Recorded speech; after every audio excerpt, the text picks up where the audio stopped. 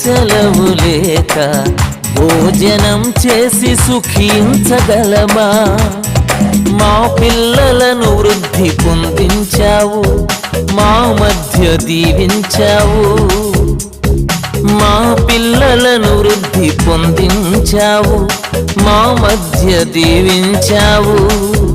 శుభదినాన్ని ప్రకటించావు, శుభదినాన్ని ప్రకటించావు. నీలోని నీలోని నీలోని నీలోని నీలోని నీలోని